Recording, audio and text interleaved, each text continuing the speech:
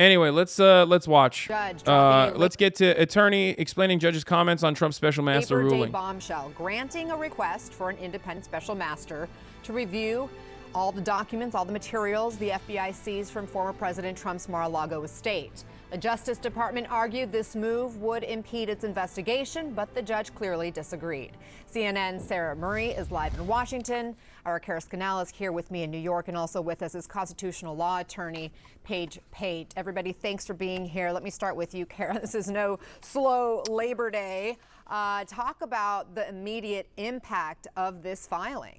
Yeah, Anna, I mean, a surprise for sure on Labor Day. So right now with this ruling, the judge is saying that the Justice Department is enjoined, that is, they're blocked now from reviewing and using any of the materials that were seized at Mar-A-Lago. Remember, that's more than 11,000 documents, as we were talking about on Friday. So the judge saying they cannot look at this anymore. It's going to go to the special master that she is saying she's granted Trump's request to appoint. Now, she's giving everybody until Friday to come up with a list of names of people who could possibly serve in that role. You know, likely someone who has some kind of security clearance, because hundreds of pages of these documents are classified, as we know. So right now there's a pause. There's a pause until the special master finishes this review. It's unclear how long that pause will take, but we have a sense of the volume of the number of documents involved here. Sarah, this politically is a win for the president, no? Oh, I mean, absolutely, this is a political win. Donald Trump is getting almost everything that he has asked for in this. And in her court filing day, the judge points out sort of the extraordinary nature of this. Here's what she wrote. As a function of plaintiff's former position as president of the United States, the stigma associated with the subject seizure is in a league of its own. A future indictment based to any degree on property that ought to be returned would result in reputational harm of a decidedly different order of magnitude. And I think that we are hearing here what the judge tried to convey when she was having that hearing, that this is not an ordinary situation. This is a former president of the United States who has not ruled out another run for president. And so she believes that it is worth taking this extra step, despite the Justice Department's concerns, in order to ensure that the material is reviewed by this outside party. Legally, Paige, does this help Trump? Not a lot, Anna. It may be a political win for Trump, but it's not much of a legal win. I mean, the motion that they filed, the request for this special master, it included a lot of nonsense about, the election interference, who should have won. This is all political. But the request to have a special master appointed to review these documents is not that crazy. It's not that out of the ordinary. It does happen in federal court in other cases. Now, it may slow down the Justice Department's investigation somewhat, but not a lot. DOJ has already informed this court that, hey, we've looked at these documents. We know what they are. We've already sent some of them for an analysis of the impact to national security of the documents having been at Mar-a-Lago. So that part of the investigation, it can continue on despite the judge's order. So while it may be a setback, I don't think it's a significant one. And the judge did appear to push back on one Trump argument, in fact, saying, quote, there has not been a compelling showing of callous disregard for plaintiffs' constitutional rights. Paige, is it significant that that's now on the record from this judge? I think so. And again, Anna, I think that points to the fact that this is not as significant as some people are saying. The judge is not saying the Justice Department was wrong, not saying that they took stuff they should not have took, and certainly not saying that this investigation is political or not properly founded in the law. What the judge is saying is, look, I understand you say you've had your own team look at this, but let's just have someone independent, someone from the outside look over their shoulder. Perhaps that takes some of the politics.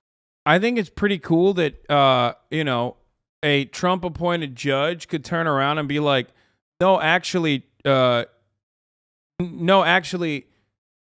person that's being investigated by the federal government or the FBI has an opportunity to counter the investigation that's being conducted before the investigation is done, and literally legally obstruct justice. Okay, it's a wild thing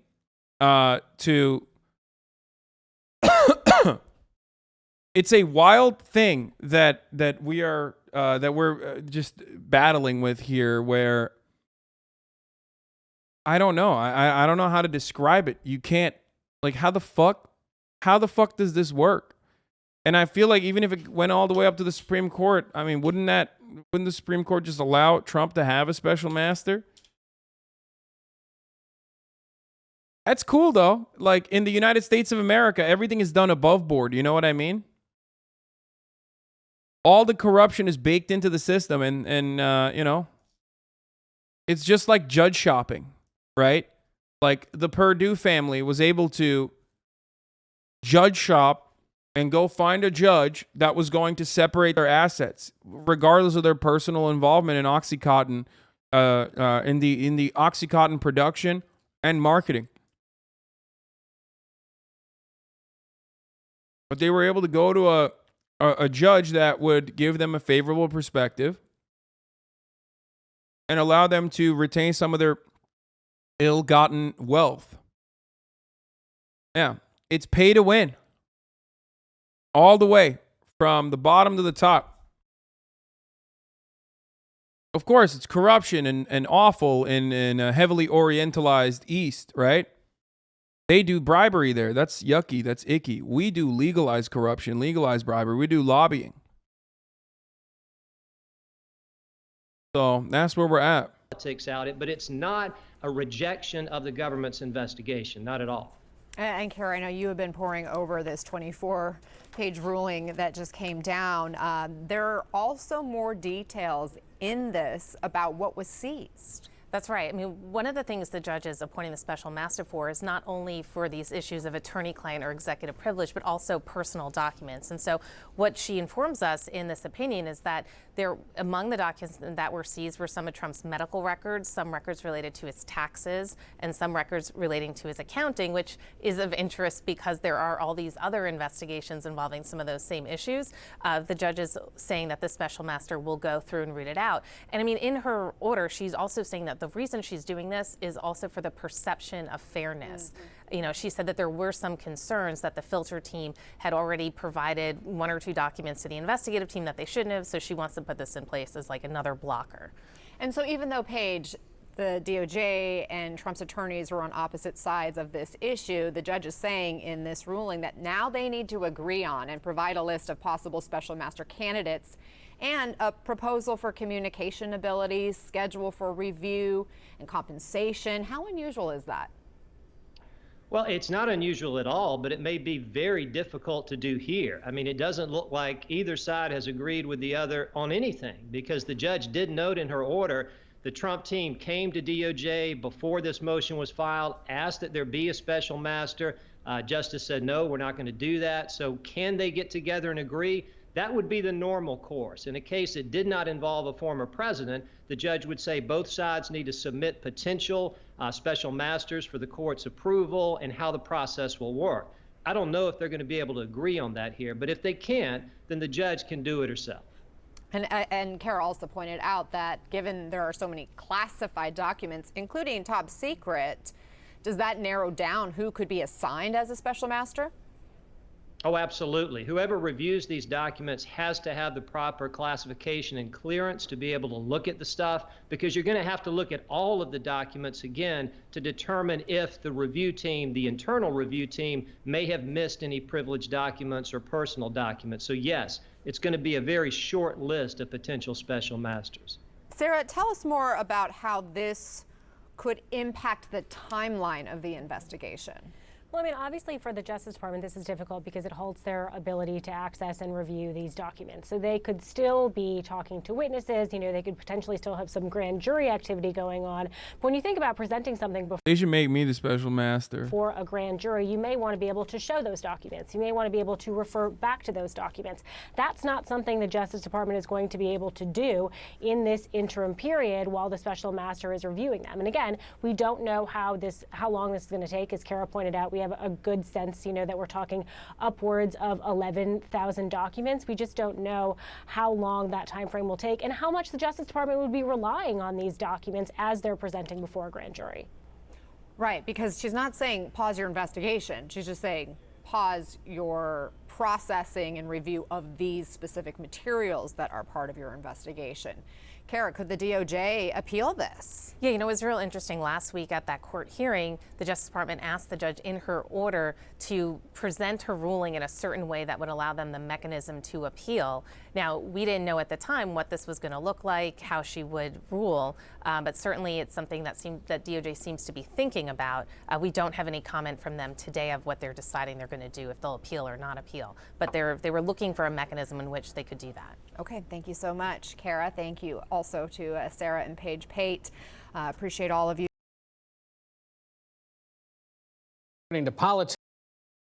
Meanwhile, while this is going on, want to see some Haas leaks? Yeah. While this is going on, the judge who just granted Trump's special master request was appointed by him and has been a member of the far-right Federalist Society since 2005. Trump appointed Judge Eileen Cannon, who just ruled in favor of Trump. Once forced someone to testify in person while they had COVID. Cannon is a very far-right Trump judge who once forced someone to testify in person while they had COVID. I also have it on good authority that she's an anti-vaxxer who fought against their court's vaccine mandates. Trump popped off with that one, as always.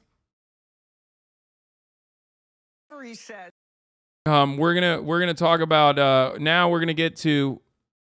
Hold on, the Chilean election is a really funny piece of content that we're going to talk about, or the Chilean constitution. But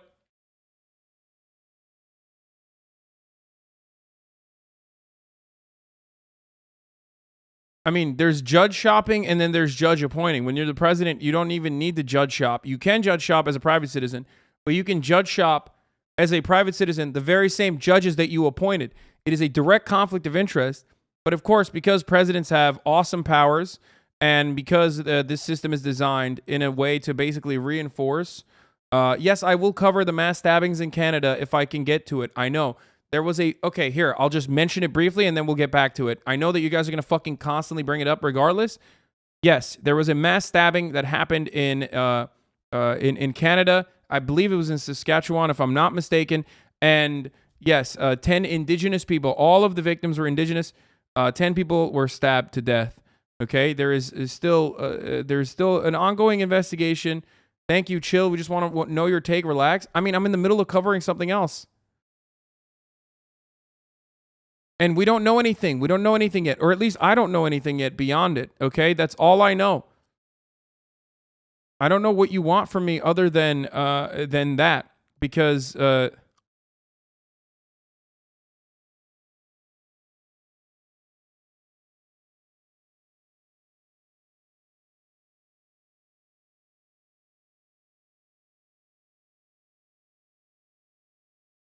Anyway, let's move on. President Biden and Donald Trump are setting out on the midterm campaign trail to support their candidates, okay? To the November elections traditionally begins on Labor Day, so we've officially entered busy season for political correspondence. President Biden will visit Pittsburgh and Milwaukee today, campaigning for local candidates. Mr. Biden and former President Donald Trump have been busy rallying their voters, I'm gonna pee again. each accusing the other of threatening America's future. Scott McFarland is at the White House for us this morning. Scott, what can we expect from the president's trip? Hey, Ed, good morning. President Biden will spend this Labor Day rallying labor with speeches before major unions in those two states with particularly pivotal, competitive statewide elections, Wisconsin and Pennsylvania. And he won't be the only one out campaigning. Neither has his name on the ballot this November, but President Biden and his predecessor are making their cases on the campaign trail. Today, after a speech in Milwaukee, the president travels to Pittsburgh, his third visit to Pennsylvania in less than a week, underscoring the stakes of elections there. Equality and democracy are under assault. It comes after a fiery speech in Philadelphia last Thursday.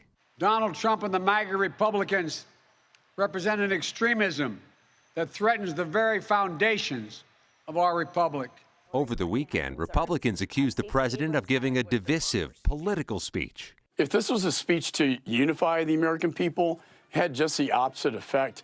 It basically condemned all Republicans who supported Donald Trump. The White House said the criticism was only directed at those who've incited violence and continue to deny the 2020 election results. He is calling on Democrats, independents, mainstream Republicans to really come. I love that, dude. I mean, I do. Hold on. Let me take this fucking Okay. The idea that like Joe Biden is this scary guy while he is simultaneously, like unironically, a 900-year-old corpse that they wheel off every now and then after pumping him full of like the best kind of drugs that you do not have access to is a hilarious one. Like, this man has like 30 minutes in the tank at most, okay, on his best day, when he's pumped full of fucking the best baby spinal fluid, adrenochrome. He's got like 35 fucking minutes on the clock, and you're over here being like, dude, this guy who's literally a walking corpse is going to fucking kill every Republican. Why is he going to kill every Republican? Well, because he had the audacity to say something along the lines of, MAGA Republicans, not all Republicans, some of the Republicans, a small fraction of the Republicans are going a little crazy with their nonsense. Come together and make that decision and stand together to make their voices heard so that we can protect what is the most important to our value as a country. He's an enemy of the state. You want to know the truth? On Saturday, which is pretty funny because like Donald Trump will literally say things like that, as we watched before, as we watched on Saturday alongside Ted Nivison.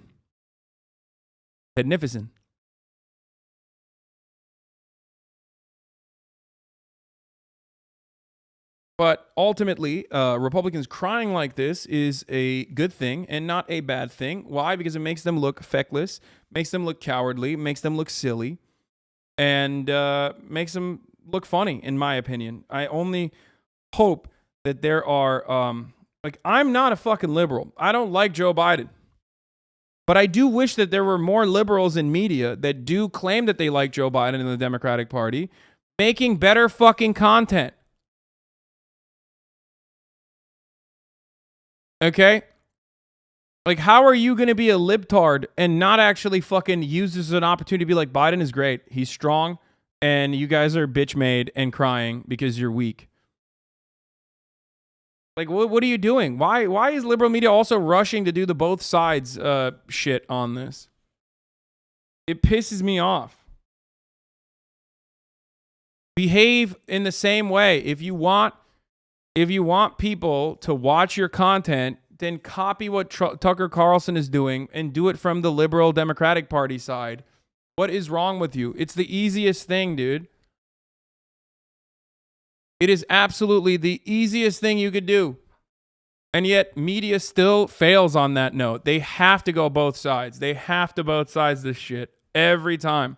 Saturday, former President Trump also in Pennsylvania. Why the fuck would you want to be Tucker Carlson? That man is dumb as fuck. What do you mean? Tucker Carlson is the most effective propagandist in the country right now. I wish that there were more liberals who were, doing Tucker Carlson style propaganda for the liberal cause, whatever the fuck that is. But of course, that idea in and of itself is a silly one too, because the liberal cause in and of itself is also a difficult one to discern because it changes. It is also reactionary to a certain degree, and it works. It works as a counterbalance, or rather controlled opposition, but a counterbalance to the Republican cause, which is well defined: death and destruction, and maximizing the harm to your political enemies, which is marginalized people that you use as a consistent cudgel and a red herring. To galvanize the most reactionary people that you have brain broken into thinking that America and the West overall is being destroyed by homosexual Marxists. Pennsylvania fired back. They're trying to silence me, and more importantly, they are trying to silence you. Appearing side by side with the Republican candidates in the state's U.S. Senate and gubernatorial races. Doug Mastriano is a demon, almost too. 2-hour speech focused on the FBI search of his Mar-a-Lago resort, trying to fire up his base. The FBI and the Justice Department have become vicious monsters, controlled by radical left scoundrels. The Justice Department and Trump's legal defense are awaiting the ruling from the federal judge in Florida about whether to order that special master, that independent third party to review the record. The judge already ordered it. Yes, there is an independent third party, and yes, you know, there will be an independent third party. So there it is. Seized from Mar-A-Lago. No certainty on when that ruling's going to come, and no certainty on how or when it'll impact the midterm elections, which are now just 64 days away, Ed. 64 beautiful days. Scott McFarland, thank you. We'll be there for all of it. Democrats are hoping the but here, let's take a look at more of this both sides bullshit. Whatever he said, the Institute for Strategic Dialogue, which tracks hate speech, said after the Biden speech, there was a surge online in conversations that said Biden's remarks singling out MAGA Republicans were interpreted as a declaration of war. This is British politics, by the way. What you are watching is British politics. So British news media is very reactionary. I know that we think here in America, because they have the NHS and shit, that like, you know, The Guardian and the BBC are actually like very, you know, left-wing or whatever. And on certain issues in comparison to America, they are kind of like that. But usually when it comes down to it, like they will do this exact same thing that CNN, ABC, and everyone else does. As a matter of fact, they are literally the best at doing this, where they will subtly play the both sides are actually bad agenda when it comes down to, like, for example, saying that TERFs, like calling someone a TERF, is actually hate speech. You're victimizing people. You can go around and fucking say all Democrats are pedophile, vampire, you know, queer teachers that want to groom your children. And that's not hate speech. But the moment that someone turns around and says, hey, that kind of stuff is nonsense, like, you're out of your fucking mind, actually. And if you believe that, you're a crazy person. They're like, whoa, hold on now. Are you fucking kidding me? Are you must be out of your mind. This is hate speech. They love crying to the fucking referees, dude. They love it. They love it. I say more of that, though. I mean, oh, it's so divisive. It's like, yeah, it's divisive. Because of you, dumbass. Sorry if the microphone is peaking. I will lower the peaking right now. War against conservatives and all the Trump voters. Well, what I would say to that is that this is what this MAGA agenda has been all about. It's been about distorting the truth. It's been about misleading people. It's been about putting out information that inflames people. And I just encourage people, go to the White House website, whitehouse.gov, and read the speech for yourself. I've read it multiple times, and what I see in this speech, I see words of encouragement, I see optimism, I see a commander-in-chief who is calling out to all of us, no matter our political affiliation. All of us? He wasn't calling out to the MAGA supporters, certainly. He mentioned them more than a dozen times as a... Like, it's also a bit of a self-report when you're like, I can't believe Joe Biden said I'm bad. Joe Biden will be like, the Nazis are bad. They're not the entire Republican Party, but the ones that are inside of the Republican Party are bad. And every Republican will turn around and be like, he's calling us a Nazi. And guess what? That's hate speech. That's actually hate speech. It's like, yo, why are you personally offended? Why? Why are you taking on the notion that you are also a part of the Nazi part of the Republican Party? And I mean, let's be real. They are. You know? They are. That's why they're mad. That's why they're projecting. That's why they're fucking jumping on it and being like, oh, well, I can't believe you said that.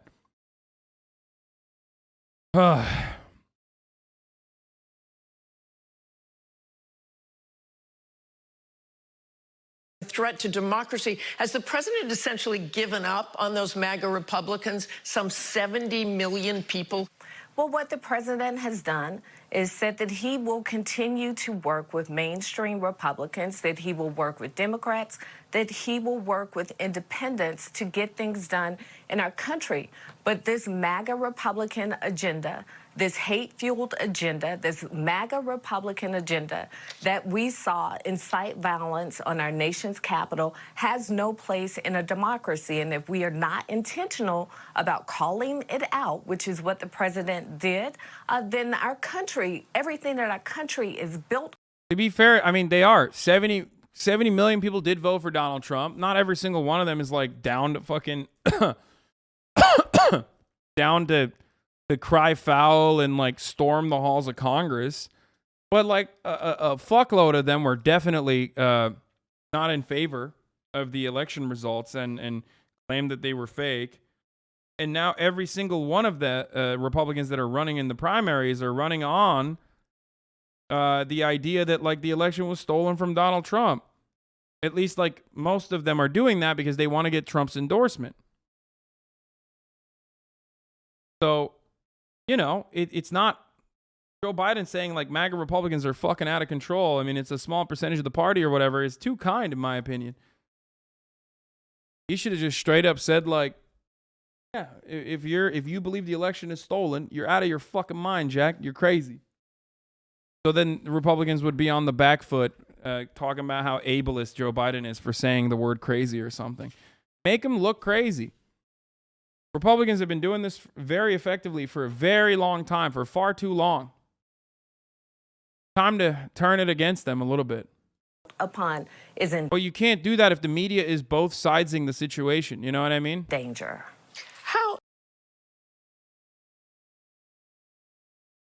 Speaking of both sidesing the situation, the Washington Post editorial board has a new take on the Chilean proposed constitution. Oh, man. I mean, last time Americans proposed the constitution for Chile, things were great, if you remember. I mean, it was so sick, so sweet. People were thrown off helicopters. People go on helicopter rides and shit, you know? It's tight. Super tight. Super fucking tight. Now, I'll just say it like this. Obviously, the Chilean constitution is still going to be voted on. Or has it been voted on already? Oh, they have. They've rejected it. Okay. But regardless of what the people of Chile have to say about their new constitution, I have to mention something here. Why do Americans feel the need to have a say here? Oh, what? Turns out lithium is a key input in batteries that run millions of laptops and upon which the United States is basing its electrified automotive future. Chile sits atop the world's largest lithium reserves. It produced about 25% of the world's commercial supply in 2020. That's reason enough to pay attention to Chile's impending September 4th referendum on a proposed new constitution. It could recast the legal framework for mining. Oh man, oh man, oh man. What was in it? In a single ballot, Chileans will decide whether they want legal abortion, universal public health care, gender parity in government, empowered labor unions, greater autonomy for indigenous groups, rights for animals and nature, and constitutional rights to housing, education, retirement benefits, internet access, clean air, water, sanitation, and care from birth to death. How devastating. Now, of course, people of Chile have voted overwhelmingly to reject this proposed leftist constitution, and the right-wing media in America, which is insanely reactionary when it comes to especially international affairs. It's super reactionary when it comes to American affairs too. But I'll tell you something. There's no better way to see how openly they fucking want to kill, hate, shit on leftists and leftist values than when they're talking about countries that are making an effort, countries that are changing the tide, countries that are actually electing leftist leaders. Now, remember, if you think the BBC is incredibly woke or whatever, remember the last fucking time they had this election in Chile, and one of the random people that they decided to interview had a weird last name that you might have heard before. That's right. The BBC turned around and interviewed when Chile was deciding between the current left-wing President Gabriel Boric against some fucking right-wing psychopath. BBC went and interviewed someone. His last name was Pinochet. Turns out it was the grandson of Pinochet.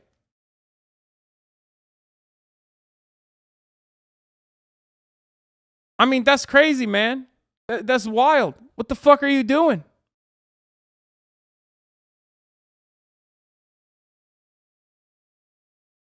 No, the fuck they didn't, lol. Yes, they did. Yes, they did. And no, it wasn't a coincidence, dude. Do you guys not remember this? What the fuck?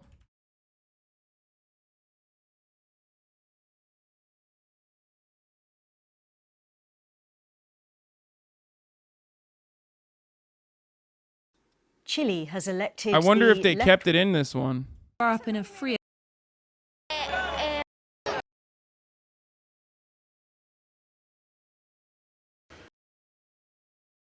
A former dictator, Augusto Pinochet.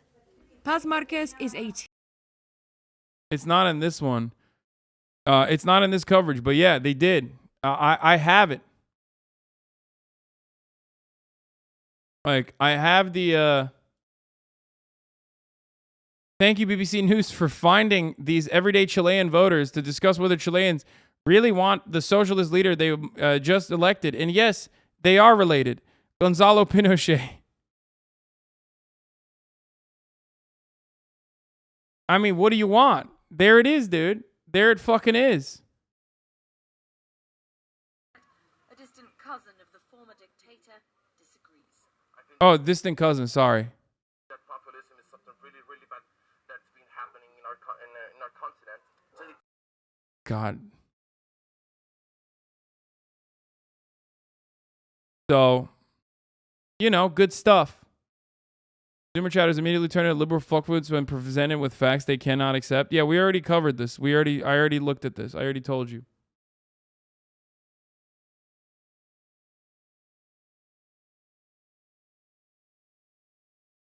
So,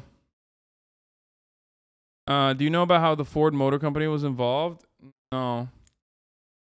You got it mixed up with Mussolini's granddaughter in Italy? No, I thought it was I knew it was a relative. I just remember because related, 100% you agree. Wait, what? Not only is he related, but he's voting for a fucking related party. Cast itself was very much on board with it, with that similar platform. Not only that, but also, yeah, they fucking interviewed a relative of Pinochet. And they interviewed him because he was in support of Cast. So, yes.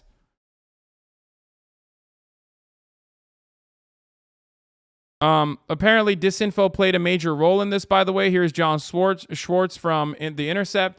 The proposed new Chilean constitution began the year with majority support, which then crumbled as the disinformation specialists got to work and rumors spread that it would legalize abortion up to the moment of birth, allowing people's homes to be confiscated, etc.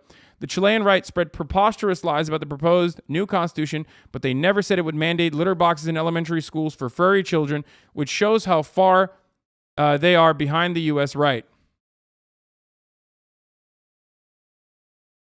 Yeah. It fucking popped off, and then it fell off of a cliff when...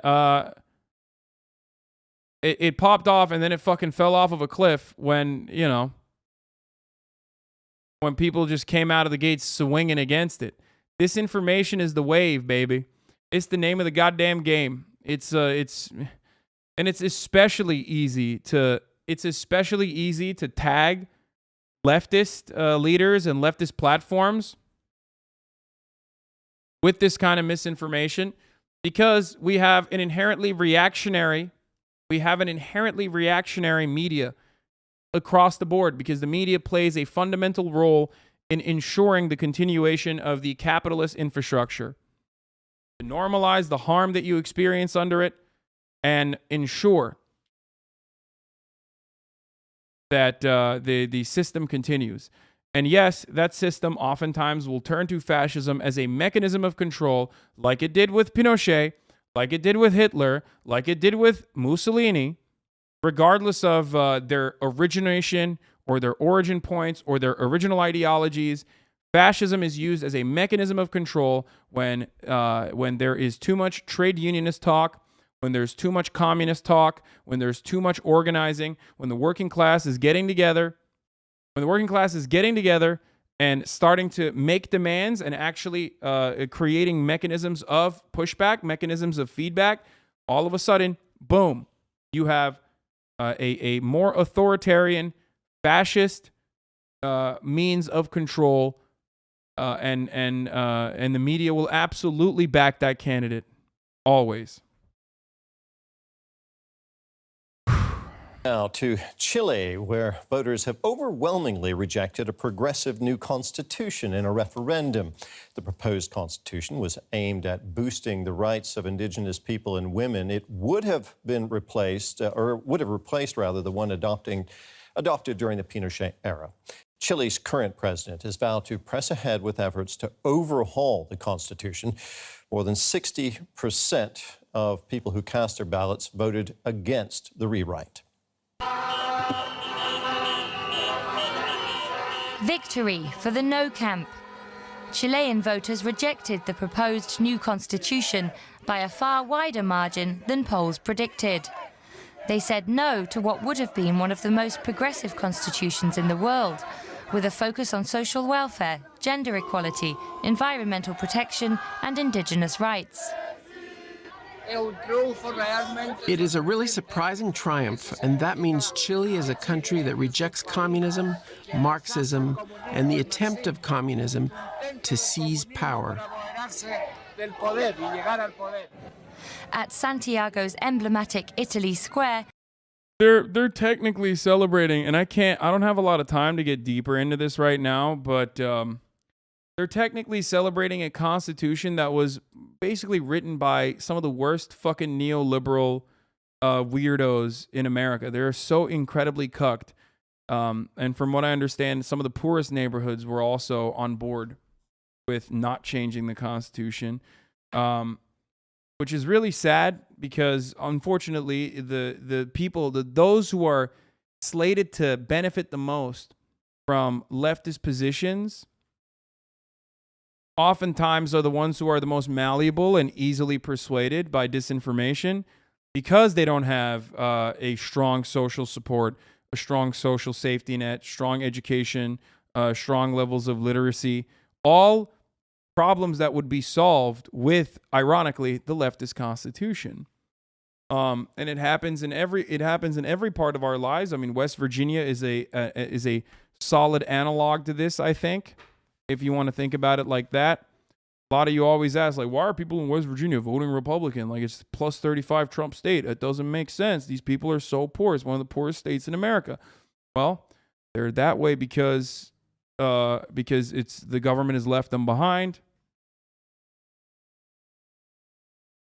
And also that creates an easy opportunity to, that creates an easy opportunity to persuade people in the opposing direction. there's disappointment for backers of the new constitution. After strong initial support, polls showed the Yes campaign losing momentum in recent weeks, with voters worried about market instability and how to pay for new benefits. Observers also point to a disinformation campaign. Leftist President Boric is vowing to go back to the drawing board. I make an honest appeal to all political forces to put Chile ahead of any differences they may have, and to agree as soon as possible on the deadlines and parameters of a new constitutional process. For now, Chile is left with the 1980 constitution drawn up under the dictatorship of Augusto Pinochet. Center, left and right wing. Like, can you imagine your country gets fucking on 9/11 nonetheless? Your country has an American-backed coup d'etat. Okay, you're democratically voted on socialist president, kills himself, okay, in the process. A dictator is planted. And the Constitution is written by Americans, okay? By the Chicago boys specifically, all right? And then finally, so many years later, nearly fucking half a century later, you've overcome that. As a consequence of neoliberal austerity, basically privatizing water and ruining transportation and making people's lives miserable, and year-long effort of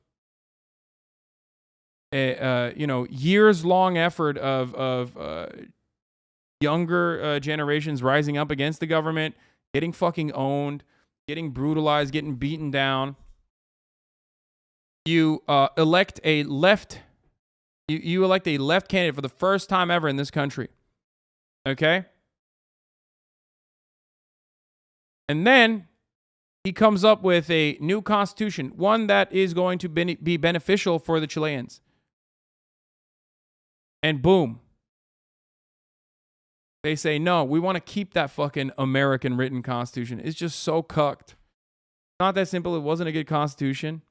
I mean, things I've said, things I've read in it seem great. Things that we have looked at here on this broadcast with respect to the cliff notes seem fine.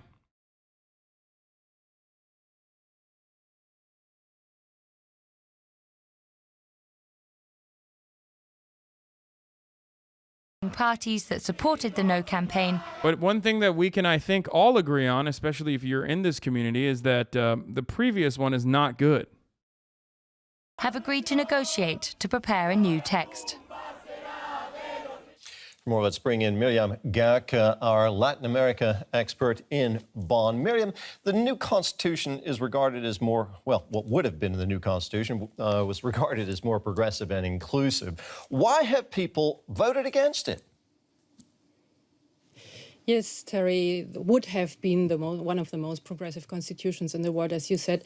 I think it might be that this constitution was even too progressive. Chile is considered a very conservative country, which you can see in even if they have a left government, a left president, parliament, Congress is dominated by the right-wing forces. And the exception was this constitutional convention, which was elected in May 2021 with a vast majority of left civil society representatives, and the conservative parties didn't even reach a third of the seats in this convention. So this kind of promoted a mistrust in the text, and the work of the Constitutional Convention also was looked at with very critic eyes, and they also produced some negative headlines. So I think there was it was maybe a too big step ahead to transform Chile into a new country, unfortunately.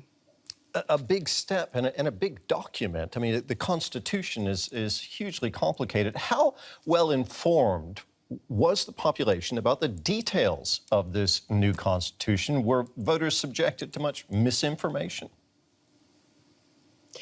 Indeed, they were. The conservative parties and those who opposed to this new project really, they ran a massive campaign on social media with fake news, misinformation, and misinterpretation of what the Constitution proposed. Let's take some examples. For example, you mentioned the abortion was supposed to be legalized by this new Constitution. The opponents to the new Constitution made out of this that abortion would be legalized up to the 9th month of pregnancy in Chile, which is definitely false. Also, they argued that private property would be forbidden and people would be expropriated by their private homes, for example. Even things like the national anthem and the national flag would be abolished. So there was a lot of misinformation and people were targeted by social media.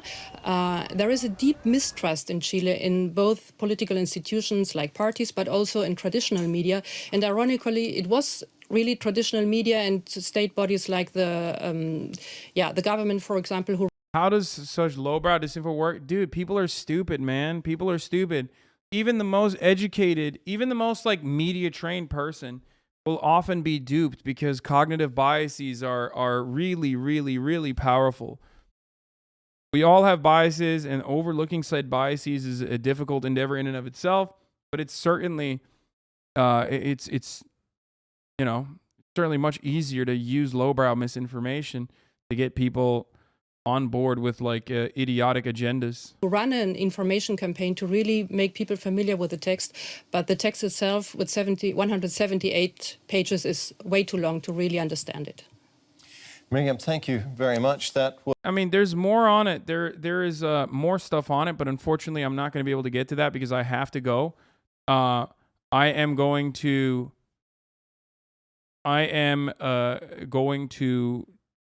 leave now to go to shit camp, and we're going to a campsite, and it's fucking hot as titties. and I got to get ready, and we'll be live at Shit Camp later tonight. So like I said, I want to do a short stream, cover a couple news stories, you know, I'm not going to rate anyone yet. No, it will be later on Cutie. I think Cutie Cinderella's channel will be the first channel that Shit Camp will be on. That's the opener. If you want to see the schedule, it's shitcamp.live/schedule. Here it is. Yeah, the starting ceremony is at 7 p.m. That's when the opening ceremony is going to start. It will be at Cutie's channel. And then tomorrow I will be streaming a scavenger hunt. I don't know who I'm going to be going up against because it was supposed to be like co-stream between me and XQC. But that's not happening anymore. So, yeah. I'm going to take my vitamins. And I'm going to run the last 3-minute ad break here. And also, I do have a desktop set up. At Shit Camp. So I'm going to try to do news coverage when I'm there as well. Okay? So, yeah. All right. That's it. And I'll see you on the other side, folks. Yes, a tent desktop. No, we're in fucking cabins, man. We're not in a tent. Not like that. Okay. Super short and sweet today. Here you go. I'll see you in a little bit, all right? Starting off the day.